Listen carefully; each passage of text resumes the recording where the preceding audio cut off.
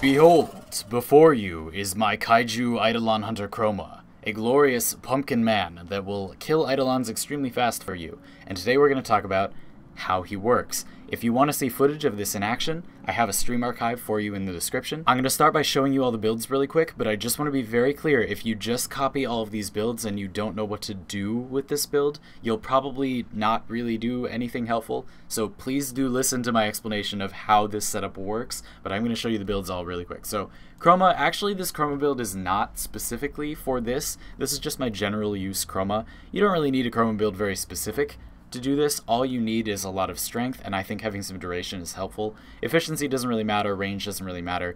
A lot of strength is good. More strength than this would totally be relevant, like that would help.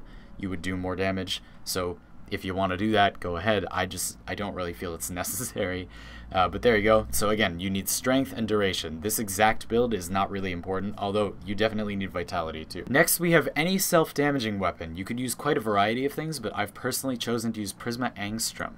So, as you can see, this weapon has basically no build because we're only using this weapon to self-damage ourselves. So I have Hornet Strike and Auger Pact to increase base damage, and then a bit of Toxin damage. This weapon also has low status chance, so when you shoot yourself with it, you have a pretty low chance of getting status procced, which could be a big problem.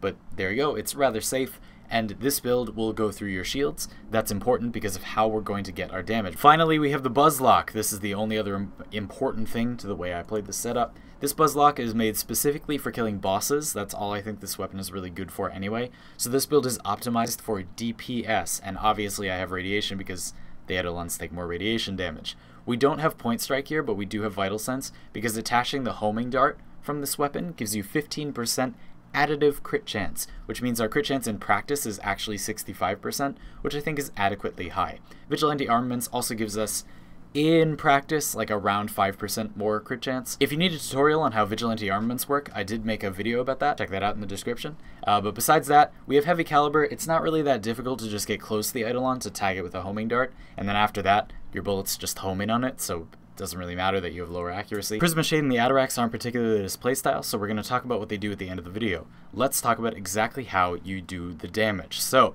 when the Eidolon is nearing having its shields burned off all the way, you're going to want to pick a part of its body that you want to kill, and walk up to it, or flip, usually you're going to bullet jump up to it, and then fire a homing dart at it with your secondary fire of your Buzlok. And then you're going to switch to your Prisma Angstrom, and you're going to find a nice little quiet space over yonder, while your team burns off the rest of the Eidolon shields. You're going to cast Vex Armor, and then you're going to point your Prisma Angstrom at the ground, or in my case, and you're going to charge it to 2, and shoot.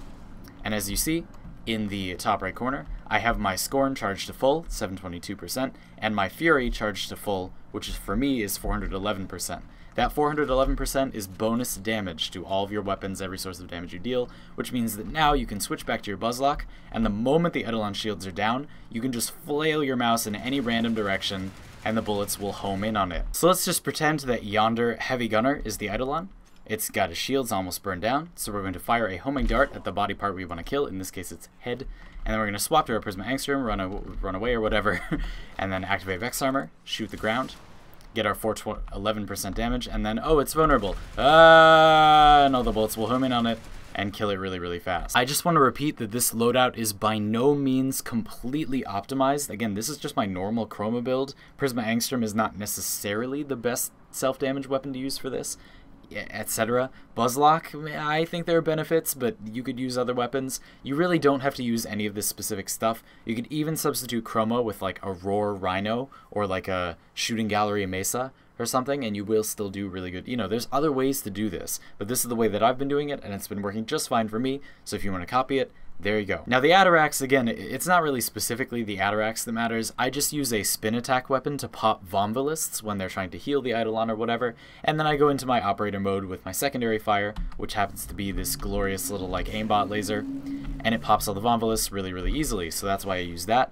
And then Prisma Shade is only here, like if you're charging up your damaged combo with Vex Armor and your Prisma Angstrom, when you're shooting yourself, you maybe don't want other enemies interrupting you. So if any stray enemy like walks by, Prisma Shade will quickly stealth you and take care of that for you.